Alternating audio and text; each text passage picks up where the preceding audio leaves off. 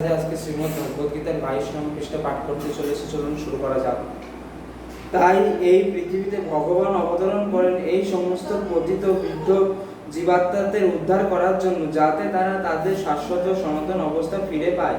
ভগবানের চিরন্তন সঙ্গ লাভ করার মাধ্যমে শাশ্বত সনাতন চিদাকাশে আবার অধিষ্ঠিত হতে পারে।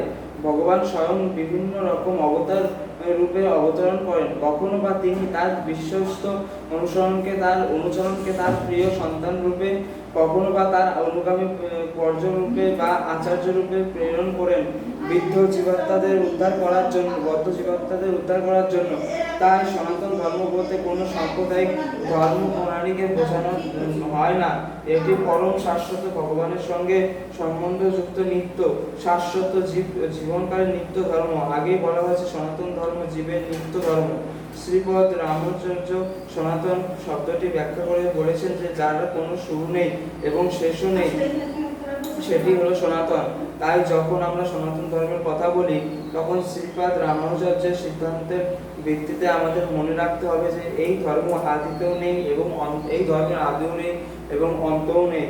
বর্তমান জগতের ধর্ম বলতে আমরা যা বুঝি সনাতন ধর্ম ঠিক তা নয়।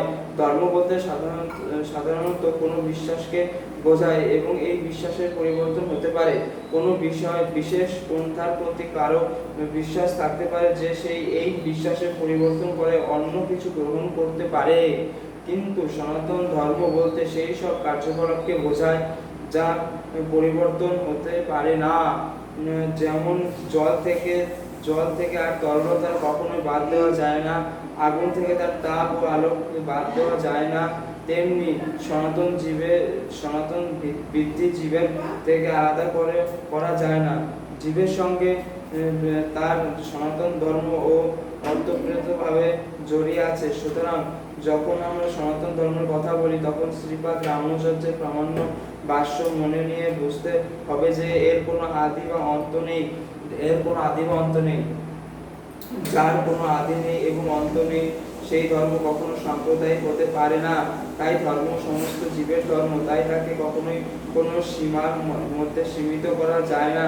একে কোনো সম্প্রদায়ের মধ্যে আবদ্ধ রাখা চলে না। কিন্তু তবুও কিছু সাম্প্রদায়িক লোক মনে করেন যে সনাতন ধর্ম একটি সাম্প্রদায়িক ধর্ম, কিন্তু এটি তাদের দৃষ্টিভঙ্গির সংকীর্ণতা ও বিকৃতি বুদ্ধিজাত অন্ধত্বের প্রকাশ। আমরা যখন আধুনিক বিজ্ঞানের পরিপ্রেক্ষিতে সনাতন ধর্মের যথার্থ বিশ্লেষণ করি, তখন দেখি এই ধর্ম পৃথিবীর প্রতিটি মানুষ ধর্ম। শুধু তাই নয়, এই ধর্ম সমগ্র বিশ্ব ব্রহ্মাণ্ডের প্রতিটি জীবের ধর্ম। রাধে রাধে। শ্রীমদ্ ভগবদ গীতার 22 নম্বর পৃষ্ঠা পাঠ শেষ হয়েছে। পরবর্তী পৃষ্ঠা পাঠ শুনতে চান আপনারা এই চ্যানেলটিকে সাবস্ক্রাইব করে বেল আইকনটি টিপুন। জয় রাধে, জয় শ্রীকৃষ্ণ।